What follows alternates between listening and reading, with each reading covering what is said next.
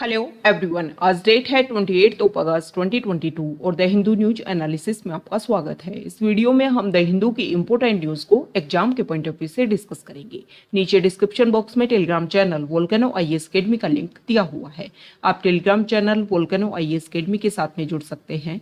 वहां पर हर exam means UPSC, state PCS and other exams के पॉइंट ऑफ व्यू से काफी इंपॉर्टेंट इन्फॉर्मेशन आप सभी के साथ में शेयर की जाती है। तो चलो स्टार्ट करते हैं। वीडियो को स्टार्ट करेंगे एक ज्योग्राफिकल मैप क्वेश्चन के साथ में। और आज आपका क्वेश्चन ये है कि सेंट लॉरेंस रिवर को आपको मैप में व्यू करना है। फिर इससे रिलेटेड हर इंपॉर्टेंट फैक्ट्स को एंड इंफॉर्मेशन को कमेंट बॉक्स में टाइप करना है। कल हमने आपसे क्वेश्चन पूछा था मैकाल रेंज को लेकर के। तो मैकाल रेंज को अगर हम मैप में व्यू करें, मैकाल रेंज हमारे इंडिया के state Madhya Pradesh and Chhattisgarh state के बीच में लोकेटेड है।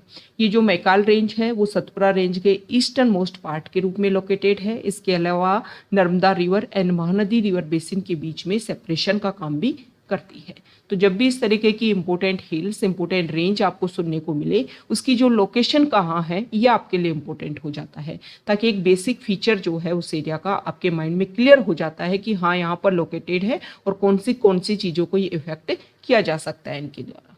द हिंदू को डिस्कस करने से पहले हम डिस्कस करेंगे मेंटरशिप प्रोग्राम को। अगर आप 2023 में यूपीएससी का सीरियस अटेम्प्ट दे रहे हैं और अगर आपको लगता है कि आपकी जो स्टडी है, आपकी जो प्रिपरेशन है, उसमें रेगुलरिटी एक मेजर इशू है, तो आप हमारे मेंटरशिप प्रोग्राम के साथ में जुड़ सकते हैं। इसमें हमारे जो मेंटोर हैं वो आपको डेली बेसिस पर आपके सिलेबस के अकॉर्डिंग टारगेट प्रोवाइड करवाते हैं। फिर टाइम टू टाइम जो आपने टारगेट कंप्लीट किया, मीन्स 10 to 15 डेज में मान लो आपने जो टारगेट कंप्लीट किया, उस टारगेट को टाइम टू टाइम रिवाइज करवाने के लिए आपके जो टेस्ट है वो कंडक्ट करवाए जाते हैं।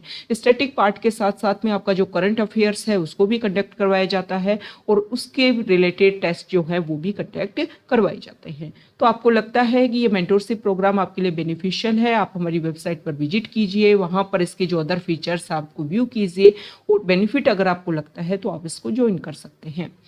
द हिंदू को अगर हम डिस्कस करें तो फर्स्ट इंपॉर्टेंट न्यूज़ है फ्रंट पेज पर, और यहाँ पर जो सुप्रीम कोर्ट के जो जज हैं, हमारे जो सीजीआई हैं, उनके पर्क्स को लेकर के, लाइफ टाइम पर्क्स को लेकर के कुछ चीज़ें चेंज की गई हैं।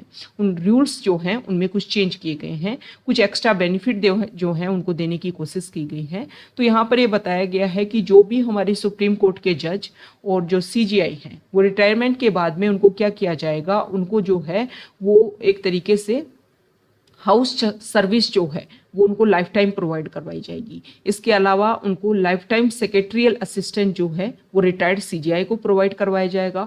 पर्सनल सिक्योरिटी प्रोवाइड करवाई जाएगी 5 साल के लिए रिटायर्ड सीजीआई को और 3 साल के लिए सुप्रीम कोर्ट जजेस को। इसके अलावा जो एयरपोर्ट मतलब जो भी खर्चा होता है ये देने की कोशिश की जाएगी। मंथली फ़ोन बिल जो है ये उनको देने की कोशिश की जाएगी। तो ये गवर्नमेंट ने कुछ अनाउंसमेंट किया है कि ये extra retirement benefits for chief justice of India and supreme court जजेस को दिया जाएगा। इसमें कुछ चीज़ें ध्यान में रखी गई हैं कि अगर कोई जज जो है वो किसी हाई कोर्ट के अंडर या फिर गवर्नमेंट के अंडर ये सारे बेनिफिट ले रहा है तो उनको ये सारे बेनिफिट नहीं दिए जाएंगे। अब यहाँ पर ये सिक्योरिटी देने की कोशिश इसलिए की गई है कि अभी कुछ टाइम से हमने ये देखा कि जो जजेस हैं उनके ऊपर अटैक जो है वो काफ़ी ज़्यादा बढ़ गए, जिसकी वजह से जो जुडिशरी है उन्होंने इस चीज़ को लेकर के क्वेश्चनिंग की गई थी कि जो जजेस की सिक्योरिटी के लिए क्या काम किया जा सकता है, और इसीलिए ये सारी चीज़ें जो हैं वो चेंज की गई हैं। अभी कुछ टाइम पहले ही इसमें चेंज किया गया 23 अगस्त को, तब इसमें कुछ चीज़ें जो हैं वो 1 ईयर के लिए एक्सटेंड की गई थी, लेकिन अब इसमें काफ़ी लंबे टाइम तक कुछ चीज़ें जो हैं वो लाइफ टाइम के लिए यहाँ पर जो असिस्टेंट्स हैं, जो बेनिफिट्स हैं वो दिए जाएंगे। अब यहाँ पर एक मेजर क्वेश्चन ये उठता है कि एक तरीके से गवर्नमेंट जो असिस्टेंट देने की कोशिश कर रही है, जो बेनिफिट्स देगी यहाँ पर जुडिशरी को, एक तरीके से जो हमारी जुडिशरी है उसको इन्फ्लुएंस करने के लिए ये चीज़ें की जा सकती हैं। ओके, तो इसको लेकर के क्वेश्चनिंग की गई है कि इस तरीके की आप रिटायरमेंट के बाद में जो चीज़ें आप देने की कोशिश कर रहे हो, मतलब गवर्नमेंट अपनी तरफ से इन्फ्लुएंस करने की कोशिश भी तो कर सकती है ना जुडिशरी को। ओके, तो जुडिशियल वर्क ऑफ सर्विंग जजेस, प्रेजेंट टाइम में जो जज सर्व कर रहे हैं उन सारी चीज़ों को, उनके वर्क को इन्फ्लुएंस करने के लिए भी काम किए जा सकते हैं, क्योंकि सुप्रीम कोर्ट में जितने भी लिटिगेशन फाइल होते हैं उनमें बिगेस्ट लिटिगेंट जो है वो हमारी गवर्नमेंट होती है। तो बहुत सारे रूल्स एंड रेगुलेशन, ऐसे क्वेश्चनिंग की जा रही है। अब देखो ये बेनिफिट है और होना भी चाहिए। जुडिशरी काफ़ी इंपॉर्टेंट रोल प्ले करती है हमारे इंडिया के लिए, और उनकी सिक्योरिटी जो है वो एक मेजर इशू तो है। ओके, तो इन सभी के लिए गवर्नमेंट ये जो है ये बेनिफिट प्रोवाइड करने की कोशिश कर रही है। नेक्स्ट इंपॉर्टेंट आर्टिकल है, आप सभी को पता है कोविड के टाइम में जो कंप्लीट एजुकेशन ऑनलाइन, और राजस्थान का जो कोटा सिटी है वो एजुकेशनल सिटी है। नीट और जेई की प्रिपरेशन के लिए काफ़ी इंपॉर्टेंट इंस्टीट्यूशन जो है वहाँ पर एस्टेब्लिश है। तो यहाँ पर आप सभी को पता है कि अनअकैडमी फिजिक्स वाला इन्होंने अपने ऑफलाइन सेंटर एस्टेब्लिश किए हैं जैसे ही कोविड जो है और उसके बाद में ख़त्म होने के कगार पर, और उसके बाद में जो है ऑफलाइन एजुकेशन जैसे ही एस्टेब्लिशमेंट हुआ तो ऑनलाइन में अनअकैडमी एंड फिजिक्स वाला उन्होंने अपने ऑफलाइन सेंटर एस्टेब्लिश किए हैं। तो यहाँ पर कोटा में जो है वो जितने स्टूडेंट यहाँ पर स्टडी करने आते थे उससे भी ज़्यादा यहाँ पर संख्या देखने को मिल रही है। उसके बारे में बताया गया है कि एक तरीके से यहाँ पर जो एडटेक कंपनी है उन्होंने अपना जो फाउंडेशन यहाँ पर एस्टेब्लिश किया है उसकी वजह से अगर हम माने तो ये सारी चीज़ें जो हैं वहाँ की इकोनॉमी, वहाँ के अदर सेक्टर, वहाँ के जो लोकल लोग, उन सभी का जो एक बिजनेस है, उनका जो एक वर्क है वो और ज़्यादा इंक्रीज हो जाएगा। ओके, नेक्स्ट इंपॉर्टेंट आर्टिकल, ये जो आर्टिकल है वो झारखंड सीएम को लेकर के हैं। यहाँ पर के झारखंड के सीएम जो है, इमेज में आपको पता चल रहा है कि झारखंड के सीएम और उनके जो अदर एमएलए हैं उनको लेकर के वो एक विजिट पर गए। आसपास के एरिया में कोई लेक होगी वहां पर वो एक तरीके से अपनी विजिट पर गई। तो यहाँ पर झारखंड के सीएम के ऊपर आप सभी को बताया एलिगेशन लगाए गए हैं कि उन्होंने ऑफिस ऑफ प्रॉफिट का मिसयूज किया है। ओके, झारखंड के जो सीएम हैं उन्होंने क्या किया कि वो सीएम के पोस्ट पर रहते हुए माइनिंग पार्ट अपने पास रखा और माइनिंग पार्ट को उनको एक तरीके से इन्फ्लुएंस करने की कोशिश की, अपने नाम पर कुछ चीज़ें ट्रांसफर करने की कोशिश की। तो यहाँ पर यह बताया गया है कि गवर्नमेंट की पोस्ट पर रहते हुए, इस तरीके की पोस्ट पर आप रहते हुए अगर इस तरीके की गुड्स एंड सर्विसेज को आप इन्फ्लुएंस करने की कोशिश कर रहे हो, उनका जो एक तरीके से उनका चीज़ें जो है उनको आप इन्फ्लुएंस करने की कोशिश कर रहे हो, तो आरपीए एक्ट 1951 का सेक्शन 9A जो है उसके बेसिस पर आपको डिस्क्वालिफाइड किया जा सकता है। अपोजिशन पार्टीज ने यहाँ पर एलिगेशन लगाए, जो गवर्नर है उन्होंने इलेक्शन कमीशन को भेजा, इलेक्शन कमीशन ने व्यू किया और अब उन्होंने गवर्नर को सेंड किया है कि डिस्क्वालिफाइड उनको होना चाहिए। तो यहाँ पर झारखंड के जो गवर्नर है वो जल्दी इसके ऊपर अपना जो डिसीजन है वो ले सकते हैं।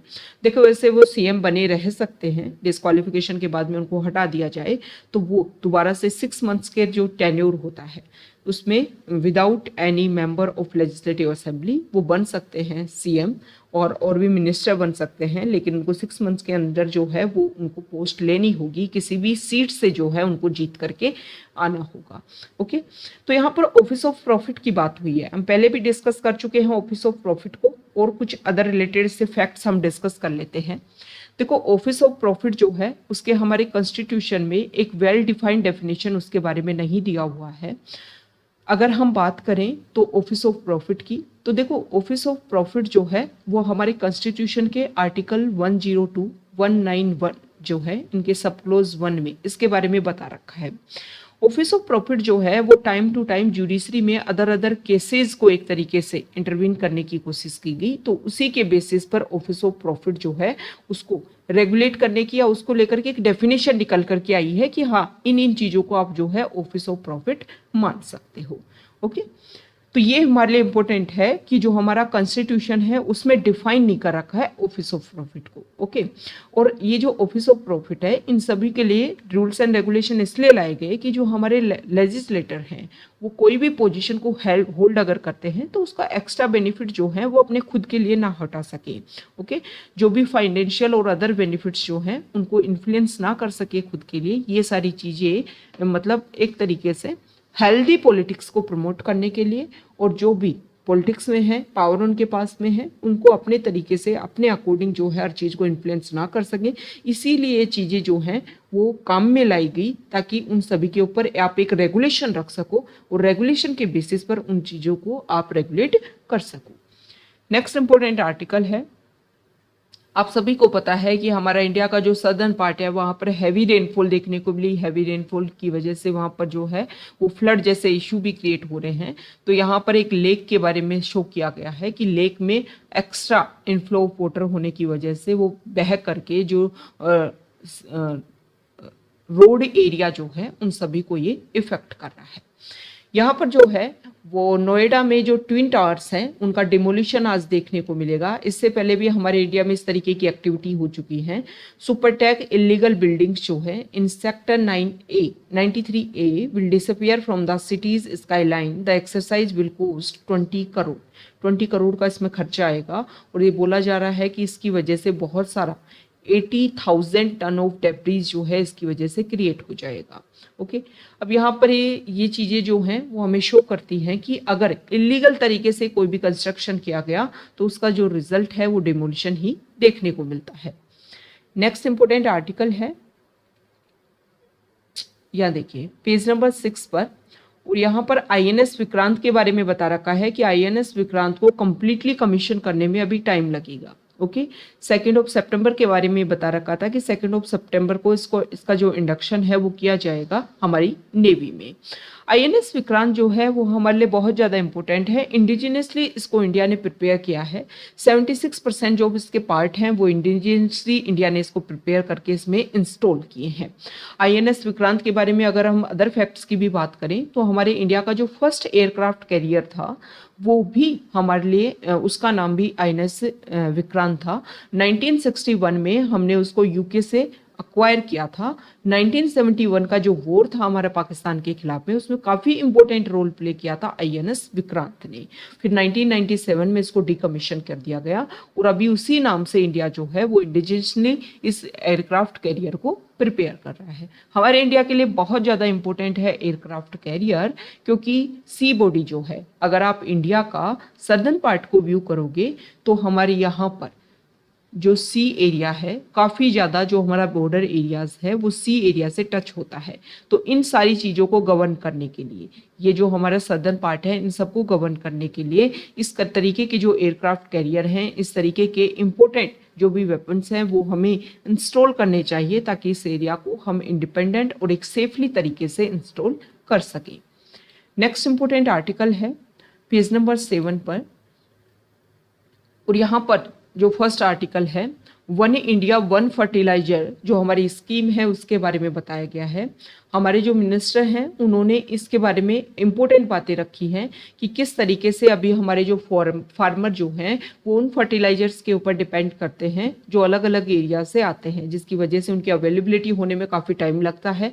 इसकी वजह से हमारी जो क्रॉप है वो काफ़ी ज़्यादा इफेक्ट होती है।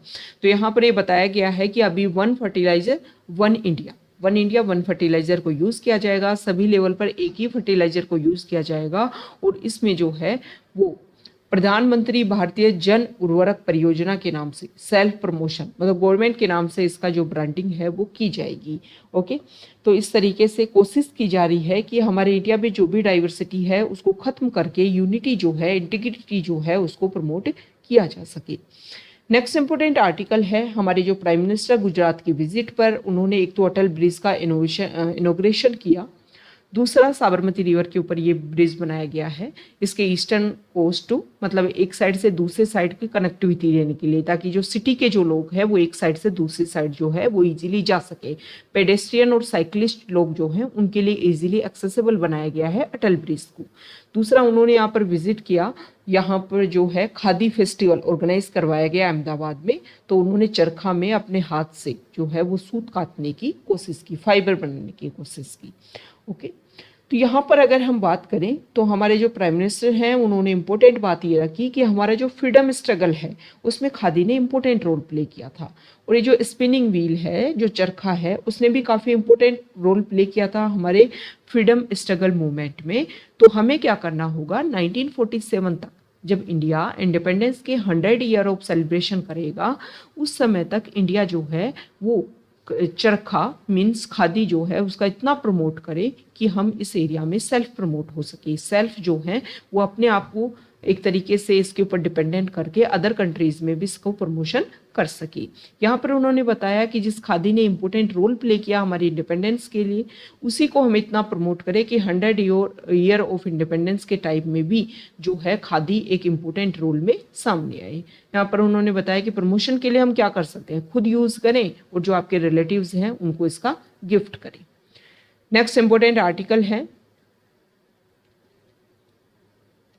पेज नंबर 8 पर।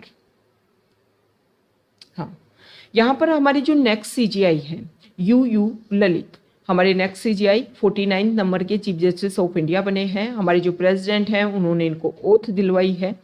यहाँ पर उन्होंने अब वो किस किस काम के लिए करेंगे, क्योंकि उनका जो टर्म है वो काफ़ी कम है, लगभग 2 महीने के लिए वो काम करेंगे। और जो अक्टूबर का जो मंथ है वो मैक्सिमम उसमें क्या रहेंगी, वैकेशन रहेंगी। ओके, आप सभी को पता है कि दशहरा दिवाली जो है वो फेस्टिवल रहेंगे अक्टूबर में। इसकी वजह से उनके जो वर्किंग डे हैं वो काफ़ी कम काउंट यहाँ पर किए गए हैं। 8 नवंबर को उनका रिटायरमेंट रहेगा।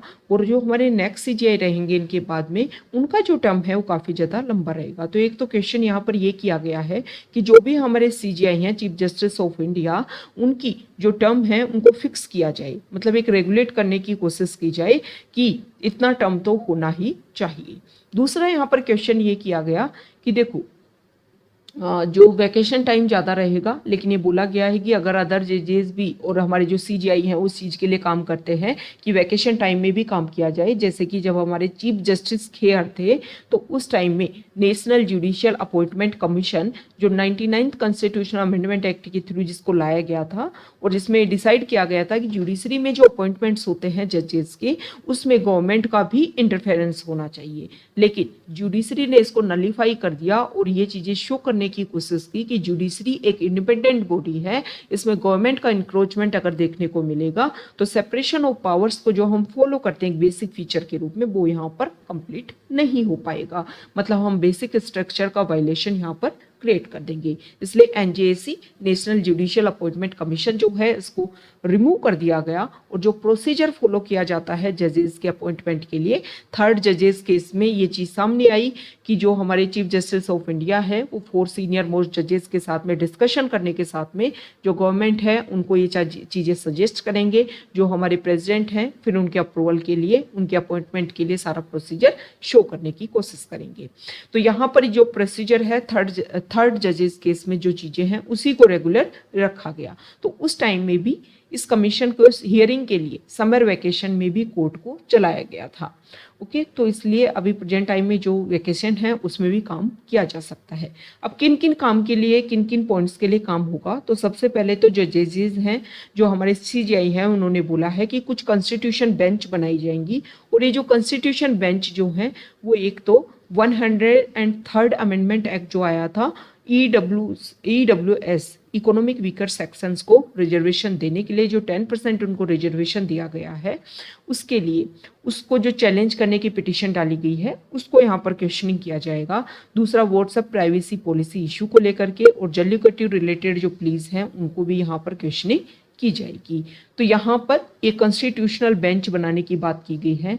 कॉन्स्टिट्यूशनल बेंच की अगर हम बात करें तो लास्ट कॉन्स्टिट्यूशनल बेंच जो है वो मार्च एंड मई 2021 में मराठा रिजर्वेशन केस के लिए असेंबल्ड की गई थी। हमारे जो फॉर्मर सीजीआई एनवी रमन्ना के टेन्योर में कोई भी did not see a single constitutional bench being formed, कोई भी कॉन्स्टिट्यूशनल बेंच जो है वो फॉर्म नहीं की गई थी।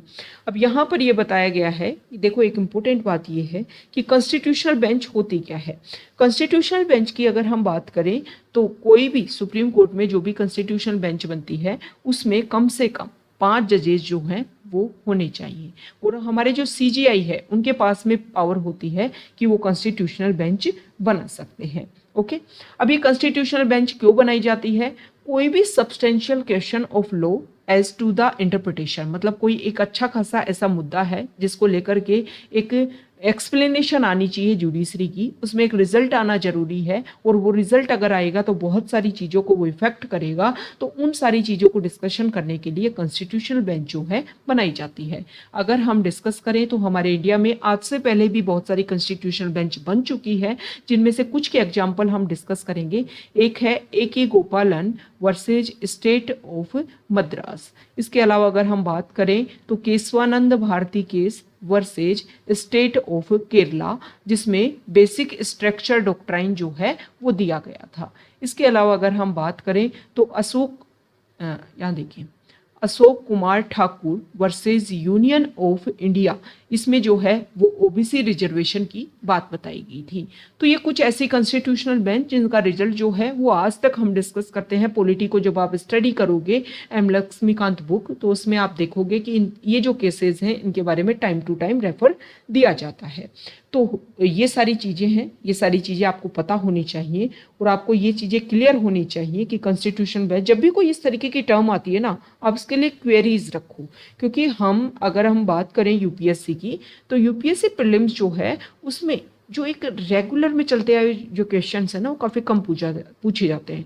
अगर हम बात करें ना पॉलिटी की, तो पॉलिटी में तो इसी टर्म से, इसी तरीके की जो टर्म्स हैं उनको लेकर के क्वेश्चंस बनने लग गए हैं। ओके, तो जो भी इस तरीके की टर्म हो उसको आप एक तरीके से सर्च कर लो और देख लो कि इसकी क्या हिस्ट्री है, इससे पहले भी क्या इस टर्म को लेकर के कुछ काम हुआ है। तो एक बेसिक अवेयरनेस जब आती है तो यूपीएससी प्रीलिम्स में जो भी एलिमिनेशन मेथड के थ्रू जो भी क्वेश्चंस होते हैं, जो भी स्टेटमेंट होते हैं, उनको आप एलिमिनेट कर सकते हो। नेक्स्ट यहाँ पर हमारे जो सीजीआई है उन्होंने बोला है कि इसके ऊपर फोकस किया जाएगा कि अभी जो लोग हैं वो अपनी पिटीशन डालते हैं और कोई केसेज ऐसे हैं कि जिन पर जल्द सुनवाई होनी चाहिए, तो उसके लिए हम क्या करेंगे, उन केसेज की सुनवाई के लिए भी काम किया जाएगा। केसेज की जो पेंडेंसी है उसके ऊपर काम किया जाएगा। जजेज जो है उनकी संख्या, स्ट्रेंथ को बढ़ाने के लिए काम किया जा सकता है। वैसे अगर हम बात करें तो हमारी जो जुडिशरी है उसकी ओरिजिनली जो स्ट्रेंथ थी उसकी बात करें तो 8 थी। मतलब हमारे जो सुप्रीम कोर्ट है उसकी ओरिजिनली स्ट्रेंथ थी 8, जिसमें 7 तो जज थे और 1 थे सीजीआई। ये जो पावर है कि आपको संख्या बढ़ानी है, ये हमारी पार्लियामेंट के पास में पावर है।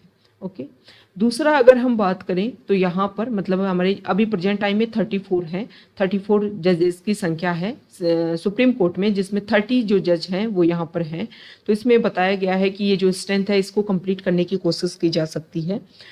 यहाँ पर हमने बात कर ली सुप्रीम कोर्ट के स्ट्रेंथ को इंक्रीज करने की। बात अगर हम करें कि सुप्रीम कोर्ट की आपको सीट जो है वो कहीं और भी एस्टेब्लिश करनी है, कि अभी जो मेन सीट जो है, मेन सेंटर जो है वो दिल्ली में, लेकिन अदर एरिया को कवर करने के लिए भी किसी अदर एरिया में हम सीट जो है एस्टेब्लिश कर सकते हैं। तो इसकी पावर जो है वो चीफ जस्टिस ऑफ इंडिया के पास में है। ये दो बेसिक डिफरेंस है, आपको पता होना चाहिए। तो यहाँ पर इन सारे पॉइंट्स के ऊपर काम करेंगे हमारे नेक्स्ट सीजीआई। उन्होंने अभी अगर हम बात करें एनवी रमन्ना, तो उन्होंने हमारी स्ट्रेंथ जो है उसको इंक्रीज करने की कोशिश की थी। इसके अलावा जो वीमेन जो पार्टिसिपेशन है वो जुडिशरी में, उसको भी इंक्रीज करने की उन्होंने काफ़ी ज़्यादा कोशिश की थी। तो इन सारे पॉइंट्स को लेकर के काम जो है वो किया जा सकता है। नेक्स्ट इंपॉर्टेंट आर्टिकल है पेज नंबर 10 पर, फॉरेन पेज पर। और यहाँ पर ये बताया गया है कि देखो पाकिस्तान जो है वो फ्लड से बहुत ज़्यादा इफेक्ट हो रहा है। दूसरा अगर हम बात करें तो नाटो ऑर्गेनाइजेशन जो है उन्होंने एक स्टेटमेंट दिया है कि आर्कटिक रीजन जो है वहाँ पर रशिया और चाइना का कोऑपरेशन देखने को मिल रहा है। मतलब सोवियत यूनियन के टाइम के बहुत सारे ऐसे सेंटर हैं जिसको दोबारा से रशिया जो है वो रीएस्टेब्लिश करने की कोशिश कर रहा है। आर्कटिक वाला जो रीजन है वहाँ पर चाइना अपने इन्वेस्टमेंट कर करके आइस ब्रेकर जो है उनको इंस्टॉल करने की कोशिश कर रही है। तो ये जो कोऑपरेशन दोनों कंट्रीज में देखने को मिल रहा है, इसकी वजह से आर्कटिक वाले रीजन में एक कंसर्न जो है वो क्रिएट हो सकता है। नाटो ऑर्गेनाइजेशन के एक्सपेंड की अगर हम बात करें तो नाटो ऑर्गेनाइजेशन अपना यूरोपियन कंट्रीज में और स्पेसिफिक रशिया के रीजनल एरियाज में अपने एक्सटेंशन को इंक्रीज करने की कोशिश कर रहा है। और यहाँ पर रशिया और चाइना जो हैं वो इन पॉइंट्स को लेकर के अपनी बात रखे हैं। क्योंकि अगर हम बात करें तो चाइना के भी रीजनल एरिया में ताइवान को एक तरीके से वहाँ पर अपना इन्फ्लुएंस इंक्रीज करने की यूएस जो है कोशिश कर रहा है। तो इन्हीं पॉइंट्स को लेकर के रशिया और चाइना जो है उनमें कोऑपरेशन देखने को मिल रहा है कि वेस्टर्न कंट्रीज किस तरीके से इन कंट्रीज को एक तरीके से डोमिनेंस यहाँ पर अपना क्रिएट करने की कोशिश कर रहे हैं। नेक्स्ट इंपॉर्टेंट आर्टिकल है साइंस पेज पर। और यहाँ पर जो फर्स्ट आर्टिकल है इसमें जो फ्रूट फ्लाई जो होते हैं उनकी स्टडी के लिए एक नया मेथड निकाला गया है, न्यूक्लियर मैट्रिक्स। ओके, जो सेल होती हैं किसी भी ऑर्गेनिज्म की, वो एक कॉपी ऑफ इट्स जेनोम जो है उसकी makeup, every cell that makes up an organism contains a copy of its genome. मतलब उसका जो जीनोम होता है उसकी कॉपी को कंटेन करती है और उसकी एक कॉपी बना सकती है एवरी सेल जो है। ओके, ये जो जीनोम है वो स्पेशल वेज के थ्रू इस स्ट्रक्चर को न्यूक्लियर मैट्रिक्स बोला जाता है। और एक स्ट्रक्चर के थ्रू इसको स्टडी करने की कोशिश की जा रही है ताकि उस ऑर्गेनाइजेशन, उस न्यूक्लियस की जो आर्किटेक्चर जो है उसको लेकर के एक क्लैरिफिकेशन सामने आ सके। यहाँ पर मॉस्किटोज को लेकर के कुछ डिकोडिंग करने की कोशिश की गई है कि जो मॉस्किटोज जो हैं वो काफ़ी वैरायटी में देखने को मिलते हैं। तो उसको लेकर के स्टडी हुई है कि जो ह्यूमन की जो प्रेजेंस है उसके स्वेट से और उसकी जो भी अदर चीज़ें होती हैं उन स्मेल से जो है वो मॉस्किटो पहचान लेते हैं कि यहाँ पर ह्यूमन की प्रेजेंस है। नेक्स्ट यहाँ पर बताया गया है कि मंकी पॉक्स के जो केसेस हैं वो यूएस में काफ़ी ज़्यादा इंक्रीज हो रहे हैं, ये एक्सपर्ट्स ने बोला है। अगर हम लास्ट वीक में भी देखें तो काफ़ी ज़्यादा वहाँ पर जो है इंक्लाइन देखने को मिला है। ग्लोबली डिक्लाइन देखने को मिल रहा है, लेकिन यूएस में जो केसेस हैं वो काफ़ी ज़्यादा इंक्रीज हो रहे हैं। यहाँ पर बताया गया है एंटीबायोटिक्स को लेकर के कि लोगों को क्या होता है कि कोई भी डिजीज़ के बाद में एंटीबायोटिक्स को कंज्यूम करना बहुत ज़्यादा एक ईजी वे हो गया है। तो यहाँ पर एंटीबायोटिक्स को इनोवेशन के थ्रू उनकी जो एक्सेस है उनको और ज़्यादा इम्प्रूव किया जा सके, मतलब उनकी जो एक तरीके से क्वालिटी जो है उसको इंक्रीज किया जा सके कि लोग कंज्यूम भी करें तो उसके ऊपर जो हेल्थ क्राइसिस जो है वो इंक्रीज ना हो। तो इन सब को रोकने के लिए ये सारी एक्टिविटी, ये सारा जो वर्क है उसके ऊपर फोकस किया जा रहा है, ताकि ज़्यादा से ज़्यादा रिसर्च एंड डेवलपमेंट करके जो हमारी एंटीबायोटिक्स जो एरिया है उसके ऊपर काम किया जा सके। Next important article page number 12 FAQ page Sunday है। कुछ ऐसे आर्टिकल जो कंप्लीट वीक में न्यूज़ में रहे और हमारे लिए इम्पोर्टेंट भी हैं उनके बारे में हम डिस्कस करेंगे। फर्स्ट आर्टिकल रिलेटेड है बिल्किस बानो केस। 2002 में जब गोधरा कांड हुआ उस टाइम का ये केस है। इसमें जो लोग इसमें शामिल थे उन लोगों ने क्या किया, बिल्किस बानो एक प्रेग्नेंट वीमन, वो और उसकी फैमिली के ऊपर अटैक किया। अटैक करने में बिल्किस बानो प्रेग्नेंट होने के बाद उनके साथ में रेप किया, उनकी फैमिली को यहाँ पर बुचेट कर दिया गया। तो यहाँ पर फिर इस केस की सुनवाई की गई। जो सुप्रीम कोर्ट है उन्होंने बोला कि इस केस की सुनवाई की जाए महाराष्ट्र में ताकि फ्री ट्रायल जो हो सके। सीबीआई ने इसको इस केस की सुनवाई की, सीबीआई कोर्ट ने रिजल्ट दिया, जो भी लोग इसमें शामिल थे उनको यहाँ पर पनिशमेंट दी गई और लाइफ टाइम इम्प्रिजनमेंट जो है उनको दी गई। इसमें जो लोग शामिल थे उन्होंने टाइम टू टाइम जुडिशरी में इस चीज़ को लेकर के रेगुलेट करने की कोशिश की। पहले उन्होंने महाराष्ट्र में इस चीज़ को अपनी लिटिगेशन जो है डाली कि उनको छोड़ दिया जाए। फिर महाराष्ट्र ने बोला कि इस चीज़ को जो है गुजरात सुनवाई करेगा। उन्होंने गुजरात में डाली तो उन्होंने बोला, गुजरात में पिटीशन को डाला गुजरात कोर्ट में, तो उन्होंने बोला कि महाराष्ट्र इसकी सुनवाई करेगा। फिर सुप्रीम कोर्ट में ये चीज़ गया तो सुप्रीम कोर्ट ने बोला कि गुजरात जो है वो इसकी सुनवाई करेगा और 1992 में जो उनकी पॉलिसी थी उसी को फॉलो किया जाएगा, क्योंकि जब इसमें रिजल्ट आया था उस टाइम उनकी जो रेमिशन पॉलिसी है वो उसी टाइम की फॉलो की जाती थी। ओके, अब इसमें क्वेश्चन ये किया गया है कि क्या रेमिशन किया जा सकता है, क्या दिया जा सकता है? बिल्कुल इजीली दिया जा सकता है, लेकिन 2000 में एक केस आया था लक्ष्मण नक्सर केस। उसमें सुप्रीम कोर्ट ने बोला था कि कोई भी ऐसा केस हुआ हो जिसमें जो बहुत ही हीनियस क्राइम हुआ हो, जो पर्सन है इनको आप छोड़ रहे हो उससे सोसाइटी पर कोई इफेक्ट ना हो रहा हो, जो पर्सन जिन्होंने जो क्राइम किया था उस काम को करने के लिए वो दोबारा से एबल ना हो, उनकी फैमिली कंडीशन के बेसिस पर, जेल में उनका क्या परफॉर्मेंस रहा उसके बेसिस पर आप छूट तो दे सकते हो, लेकिन अगर हीनियस क्राइम है, सोसाइटी में उसका गलत इफेक्ट जाएगा, तो आप उनको रेमिशन पॉलिसी के अंडर छूट नहीं दे सकते हो। प्रिजन जो है वो स्टेट सब्जेक्ट है, स्टेट के अंदर आता है, तो रेमिशन पॉलिसी को फॉलो किया जा सकता है। हमारा जो कॉन्स्टिट्यूशन है उसमें आर्टिकल 72 एंड 161 जो है उसके तहत जो है हमारे प्रेसिडेंट और गवर्नर के पास में पावर होती है जो पार्डन करने की, लेकिन यहाँ पर जो स्टेट है वो भी जो प्रिजनर जो है वो प्रिजन में जो भी अपना बिहेवियर रखते हैं उसके बेसिस पर वो टाइम टू टाइम हर साल जो है कमेटी बनाई जाती है। कमेटी जो है इस तरीके की पिटीशन को व्यू करती है और उनको लगता है कि हाँ इनको रेमिशन दी जा सकती है तो दी जा सकती है।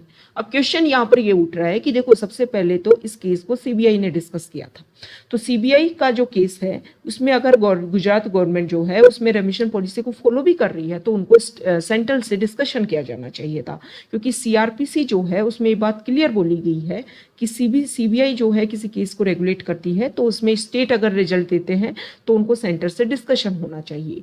दूसरा, इसमें बोला गया है कि जो भी कमेटी बनाई जाती है उसमें पॉलिटिक्स का कोई इंटरवेंशन नहीं होना चाहिए, लेकिन इसमें जो रिजल्ट आया उसमें देखा गया कि बीजेपी के कुछ मेंबर जो थे वो इसमें शामिल थे, जिसकी वजह से ये रिजल्ट जो है उसको इन्फ्लुएंस माना जा रहा है। तो यहाँ पर अब इसको लेकर के पिटीशन डाली गई है कि सुप्रीम कोर्ट जो है इस केस को दोबारा से व्यू करे। यहाँ पर जो है नेक्स्ट इशू वो है पिगेसस मालवेयर को लेकर के। आप सभी को पता है लास्ट ईयर 27 अक्टूबर को एक कमेटी बनाई गई, उसमें बोला गया कि पिगेसस स्पाईवेयर जिसको लेकर के वर्ल्ड वाइड एक इशू क्रिएट हो रहा है, इंडिया में भी इशू है कि बहुत सारे जर्नलिस्ट, बहुत सारे पॉलिटिशियन जो हैं उनके फ़ोन जो हैं उनको इससे इफेक्ट हुआ है। तो अब ये कमेटी ने ये बोला है कि हमने बहुत सारे लोगों की फ़ोन जो है उसकी जाँच भी की ओके, तो हमने ये देखा कि कुछ लोगों के फ़ोन जो है वो मालवेयर से इफेक्ट तो है, लेकिन वो पेगासस स्पाईवेयर से इफेक्ट है, इस चीज़ को लेकर के क्लैरिफिकेशन नहीं है। दूसरा उन्होंने बोला कि देखो जो गवर्नमेंट है उनका जो एक सपोर्ट होना चाहिए था इस इशू में, वो सपोर्ट यहाँ पर देखने को नहीं मिला है। पेगासस स्पाईवेयर के बारे में ये बोला जाता है कि 2017 में इसराइल की कंपनी एनएसओ उन्होंने इसको बनाया था। बहुत सारी कंट्रीज ने अपनी सिक्योरिटी के लिए इसको लिया भी है।